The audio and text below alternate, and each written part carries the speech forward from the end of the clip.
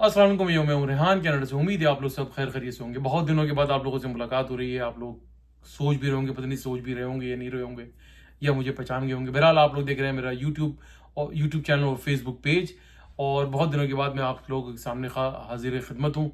और इंशाल्लाह ताला अब रेगुलर व्लॉग बनाने की कोशिश करूँगा। कुछ कुछ चीज़ें ऐसी चल रही हैं, यहाँ पे गर्मी तो बहुत चल रही है, घर की चीज़ें बहुत ख़राब हो रही हैं, उसके बाद टाइम नहीं मिलता, काम का लोड ज़्यादा हो जाता है। तो ये सारी चीज़ें चलती रहती है। बहरहाल चलें आज बात करते हैं काफ़ी दिनों के बाद। तो कुछ कनाडा से अच्छी बुरी खबरें आती रहती हैं, चलती रहती हैं। मैं पढ़ता भी रहता हूँ और उनकी साइट्स वगैरह पे देखता भी रहता हूँ। तो ये सारी चीज़ें चलती रहती हैं। तो सवाल ये होता है कि भाई हम लोग कनाडा आना चाहते हैं, क्या करें क्या ना करें, किससे रब्ता करें किससे रब्ता ना करें।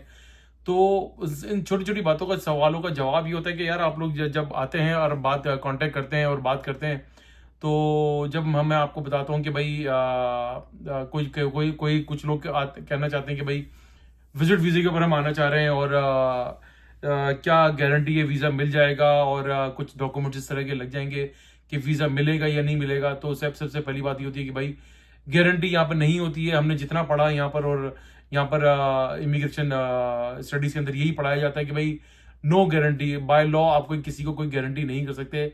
लाइक ये डिपेंड करता है कि वीज़ा ऑफिसर के ऊपर आप क्या डॉक्यूमेंट्स लगाते हैं और क्या उसको सेटिस्फाइड करते हैं, और किस किस्म की डॉक्यूमेंटेशन आप कर रहे हैं, आपके इंटेंशंस क्या है, आपके पास रिटर्न टिकट है, आपके पास ट्रैवल हेल्थ इंश्योरेंस है, सारी चीज़ें हैं। तो ये सब सारी बातें जब मैं आपको लोगों को बता देता हूँ और बताता भी हूँ और लोगों को कहता भी रहता हूँ, तो लोग मांगते हैं गारंटी। उसके बाद लोग वापस नहीं आते। उसके बाद फिर स्टडी परमिट के लिए रब्ता करते हैं, स्टडी परमिट का स्टूडेंट वीज़े के ऊपर आना चाह रहे हैं, क्या हमारा यहाँ आकर पीआर कार्ड हो जाएगा, और क्या आगे चांसेस हैं, वर्क परमिट हो जाएगा। वर्क परमिट तक तो हम बता देते हैं कि भाई ठीक है, यहाँ पर वर्क परमिट हो जाता है। स्टडीज़ के बाद जितने साल की स्टडीज़ होगी उतना ही ऑलमोस्ट वीज़ा मिल जाएगा आपको, वर्क परमिट मिल जाएगा। लेकिन आगे पीआर की कहानी नो गारंटी। इसलिए लोग हमारे पास जो है मुझसे फिर बोलते हैं कि नहीं यार हमें तो गारंटी चाहिए, फिर वो हमसे गारंटी नहीं लेते। फिर लोग बोलते हैं कि भाई पीआर कार्ड करवानी है, क्या गारंटी है, कोई कोई गारंटी। भाई देखिए, कोई गारंटी कोई किसी चीज़ की नहीं दे सकता। अगर आप यहाँ पर आ गए हैं, स्टडी परमिट पर आ गए हैं, तो वेल एंड गुड। अगर आप प्रॉपर स्टडीज़ कर रहे हैं तो वेल एंड गुड।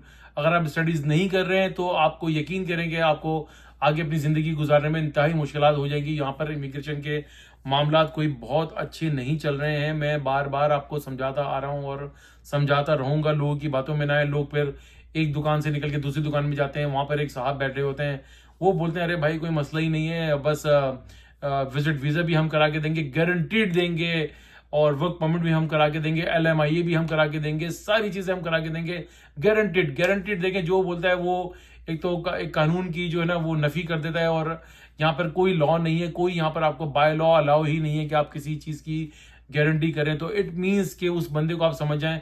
लेकिन क्या करें, आप लोगों को चूरन भी वही चाहिए, मसाला भी वही चाहिए, मिठाइयाँ भी वही चाहिए, जो आपको सारी चीज़ें एक दुकान के पास से मिल जाती हैं।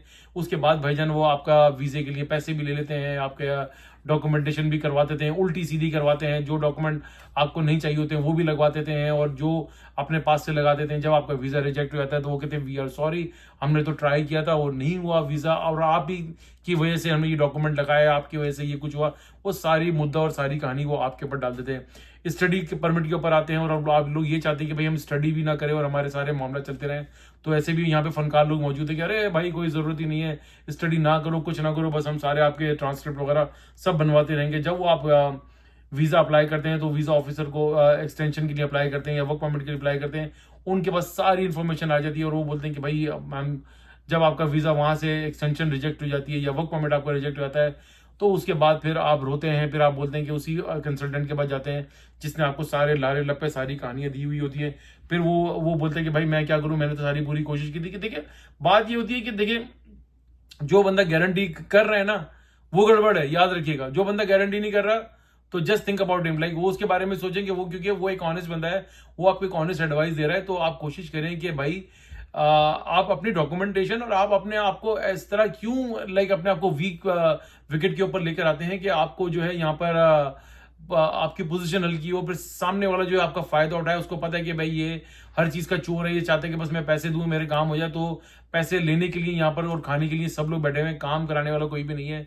पैसे उनको दें भैया, कंसल्टेंट वो हायर करें, उसके रिव्यूज पढ़ लें गूगल के ऊपर जाकर, और खुद अपने आप को आपको अपने आप पर भी एतमाद होना चाहिए। जब आप यहाँ पर आ रहे हैं, स्टडी परमिट पर आ रहे हैं, तो पढ़ें यहाँ पर। यकीन करें, यहाँ पर अगर आप पढ़ेंगे तो आपके मामला बहुत आसानी से हल होते चले जाएंगे। जब आप पढ़ेंगे नहीं, कॉलेज नहीं जाएंगे, आपका मकसद ये होगा कि यार मैं जितने पैसे खर्च करके आया हूँ मैं 1 साल में, तो वो अपने पैसे निकाल लूँ, तो आपने कॉलेज ही नहीं जाना है, आपने बस 2 साल का वर्क परमिट आपने ले लिया, वो मामला नहीं है। अब आपकी कंप्लेन भी हो जाती है कि भाई ये बच्चा स्टडी परमिट के ऊपर आया था और ये पढ़ने नहीं आ रहा, तो इमिग्रेशन वालों को सारी इन्फॉर्मेशन मिल जाती है। तो क्या मामला आपके चल रहे थे, तो आप मौका ना दें, आप आ रहे हैं यहाँ पर पढ़ें और जॉब भी करें। जॉब मिल जाती है, ऐसा नहीं है जो लोग बोलते हैं कि जॉब के मामला खराब है, हालात खराब है, लेकिन आपको कोई ना कोई जॉब, ऑड जॉब और कोई दाएं बाएं की जॉब आपको मिल जाती है, जिससे आपके ट्यूशन फीस वगैरह या आपके जो लिविंग एक्सपेंसेस हैं वो निकल आते हैं। देखिए, ट्यूशन फीस हमेशा कोशिश करें कि अपने बैक होम से अरेंज कर आएँ, और कम से कम 1 साल की स्टडी, 1 साल की फीसेस तो आपके पास पेड हो ना, क्योंकि जिससे आपको लिए आसानी हो, और फिर आप यहाँ पर रहकर 20 घंटे या 25 घंटे या कैश के ऊपर या जो भी आपको काम मिलता है फूड डिलीवरीज वगैरह कर आप अपने लिविंग एक्सपेंसेस और अपने खर्चे अखराजात यहाँ पर निकाल सकते हैं।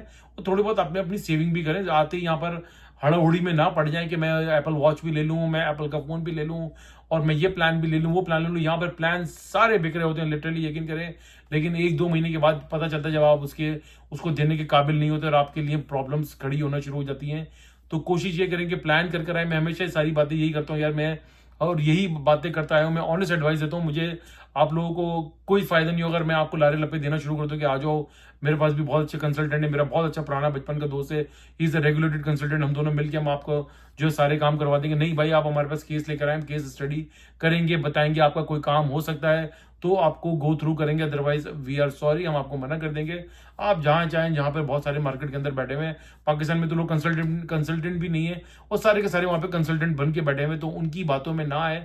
जो बंदा बोले कि हाँ ये भी हो जाएगा, वो भी हो जाएगा, सारे काम हो जाएंगे, तो यार इतना कॉमन सेंस तो आपके पास भी होना चाहिए ना कि ये सारे काम मेरे करवा रहे हैं, तो ऐसे कैसे हो सकता है कि दूसरा बंदा मना कर रहा है और ये यस कह रहा है? इसकी इमिग्रेशन ऑफिसर से लाइन है, या इसकी वीजा ऑफिसर से लाइन है, या एयरपोर्ट पे उतरेगा तो यहाँ पर इमिग्रेशन वालों से इसकी लाइन है? ऐसा कुछ भी नहीं होता। यहाँ पे लोग थ्रू प्रॉपर चैनल के थ्रू चलते हैं, और अगर आप इन चीजों से दाएं बाएं करेंगे, वक्ती तौर पे तो आपका गेन हो जाएगा, लेकिन डाउन द रोड आपको नुकसान ही होगा। तो कोशिश करें कि लाइक अपने ट्रैक के ऊपर चलें, ट्रैक से दाएं बाएं होने की कोशिश ना करें। अपना ट्रैक और अपना टारगेट जो है वो यहाँ का पीआर कार्ड को बनाएं, वो होता है तो यहाँ पर आपका बहुत अच्छा होगा। अगर आप दाएं बाएं चिंदी चोरी और उल्टे सीधे तरीकों से अगर आप कोशिश तो करेंगे वो सीढ़ियां चढ़ने की, लेकिन वो सांप सीढ़ी वाला खेल होता है, जहां आपको वहां पर किसी सांप ने डसा और आप धाम करके नीचे आ जाएंगे, और आप यकीन करें कि आप कहीं किसी जाने के, कहीं आने के काबिल भी नहीं रहेंगे। तो कोशिश करें कि एक राइट कंसल्टेंट से रब्ता करें, और एक अच्छा कंसल्टेंट से रब्ता करें, और उसको अपनी सारी सिचुएशन बता दें, अपने दिल के हाल, अपने पपौड़े, जैसे डॉक्टर के पास जाके डॉक्टर के पास जाकर आप अपने आप को बता देते हैं ना कि भाई ये डॉक्टर साहब मसला है, आप मेरा कोई इलाज कर दें। तो ऐसे ही इमिग्रेशन कंसल्टेंट से ही आप रब्ता करें प्रॉपर। अगर आप मुझसे रब्ता करेंगे, देखिए मैं इमिग्रेशन कंसल्टेंट तो नहीं हूं, मैंने आपको पहले भी कहा है कि मैं हमेशा कहता रहा हूं मेरे पास स्टडीज है, but I am not license immigration consultant. मेरे फ्रेंड्स हैं, मेरा फ्रेंड है, बचपन का दोस्त है, he is a regulated consultant और बहुत काबिल बंदा है, प्लस 90% उसका जो है सक्सेस रेट है। तो इंशाल्लाह ताला अगर आपको कोई भी इंफॉर्मेशन चाहिए, कोई भी असिस्टेंस चाहिए, तो वी विल प्रोवाइड यू। हम आपको प्रॉपर ट्रू एंड और प्रॉपर गाइडलाइन देंगे, बताएंगे। आपको दिल मुतमईन होगा तो गो हेड, अदरवाइज जाते रहे। आपके पास बहुत सारे, अगर आपके पास एक्स्ट्रा पैसे हैं तो उनके पास खर्च करें, हमें ये पैसे नहीं चाहिए। बहरहाल हम आपको ऑनेस्ट एडवाइस दे सकते हैं। वीडियो चलेगी तो भैया लाइक करें, सब्सक्राइब करें, बेल आइकन का बटन जरूर दबाइएगा, शेयर करना ना भूलिएगा, दुआ दीजिए, दुआ लीजिए, दुआ में बड़ी ताकत है। सदका खैरात और चैरिटी करते रहा कीजिए, आपको बड़ी बड़ी परेशानियों और आफात से बचाती है। इंशाल्लाह ताला नेक्स्ट व्लॉग में फिर हाजिर होंगे, तब तक के लिए अल्लाह हाफिज।